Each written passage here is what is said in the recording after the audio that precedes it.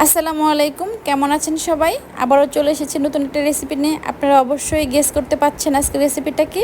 আজকের রেসিপিটা হচ্ছে কচুর শাক দিয়ে চিংড়ি মাছ। তো চুলায় একটা প্যান দিয়ে দিলাম পরিমাণ মতো তেল। এবার দিয়ে দেবো কাঁচা জিরা, পেঁয়াজ কুচি, কাঁচামরিচ। তো এবার একটু সময় নিয়ে পেঁয়াজগুলোকে ভাজি করে নিব। পেঁয়াজগুলো ভাজি হয়ে গেছে, এবার দিয়ে দিব পরিমাণ মতো হলুদের গুঁড়ো। হলুদের গুঁড়ো দেওয়ার পর পেঁয়াজটাকে একটু ভাজি করে নিতে হবে। এখন দিয়ে দেবো পরিমাণ মতো পানি।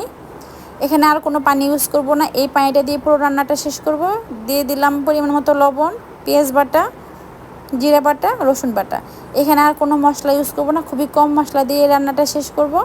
এখন দিয়ে দেবো চিংড়ি মাছগুলো। আপনারা চাইলে কেউ চিংড়ির পরিবর্তে কাটা ইলিশ বা ইলিশ মাছও ব্যবহার করতে পারেন।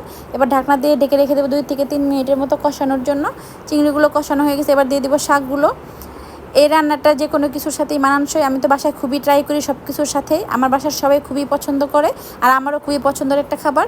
এবার ঢাকনা দিয়ে ডেকে রেখে দেবো 8 থেকে 10 মিনিটের মতো। চুলার আঁচটা মিডিয়ামে রাখবেন।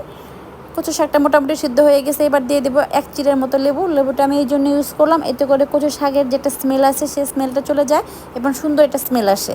এবার শাকটাকে নেড়ে চেড়ে আবারও ঢাকনা দিয়ে রেখে দেবো 5 থেকে 7 মিনিটের মতো শাকটাকে সিদ্ধ করার জন্য। শাকটা মোটামুটি সিদ্ধ হয়ে গেছে, এবার আর ঢাকনা দিয়ে ঢেকে দিব না, এটাকে নেড়ে চেড়ে করবো সময় নিয়ে।